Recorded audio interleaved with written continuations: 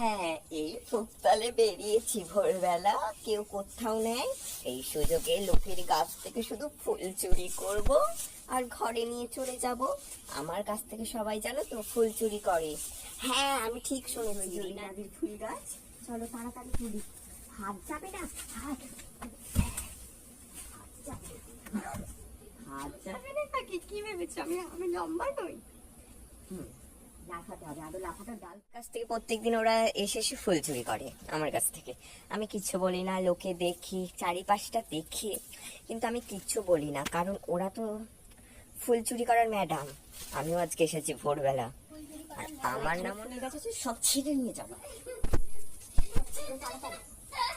আর আমাদের ওখান থেকে তো সব ফুল চুরি করে, ফুল আমিও নিয়ে এসেছি একটা ধ্যাপা চিকচিকি, সব ফুল চুরি করে নিয়েছে, খরচা হয়ে যাবে। তাহলে আমার নামও না গুনগুন। দেখো, লোকের কাছে লেবু দুটো তুলে নিয়ে যাব, কারণ আগে ঘরে তো লেবু নেয়। দুটো লেবু তুলে নিয়ে চুপি চুপি একদম, তোমরা দেখো, এই দেখো দেখো লেবু হয়েছে, দেখতে পাচ্ছ? লেবু দিয়ে মাংস ঝোল দিয়ে খাবো। এখন চুপ করে বসে আছি, কেউ ঘুম থেকে ওঠেনি।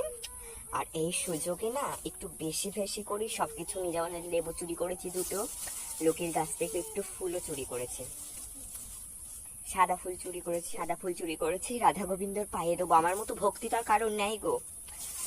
লোকের কাছ থেকে চুরি করে দিই, যদিও ঠাকুর এতে কিছু মানবে না, ভগবান। আর সবার সবুজ চুরি পড়া হয়ে গেছে, রিনার কাছ থেকে দুটো সবুজ চুরি নেবো। আমার বর তো বলো না, একটা মাথা আর কিছু কিনে এনে দেয় না, তার জন্য পড়তে পাইনি। চলো রিনার কাছে একবার বিকালে যাব, যে দুটো সবুজ চুরি এনে পড়ে পড়ে থাকবো। মহাশিব যেন আমার ভক্তি হয়, আমার স্বামী যেন একবারে মহাদেবের। লোকের গাছ থেকে দুটো ফুলও চুরি করেছি, বেশি তো এর কাছ থেকে ফুল চুরি করি।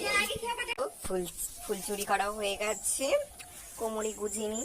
এবার ঘর ফিরবো তো, সকালে উঠে কেউ না বলে যে কার ফুল চুরি করে। আমরা একটু দাঁড়াও, আমি আসি, দেখি কেউ দেখছি নাকি। এই কে রে আমার বাগানে ফুল চুরি করছিস? এই রে, পালাও পালাও। এখানে এসে এখন ঠাই নেই, কারণ সব জানতে পেরে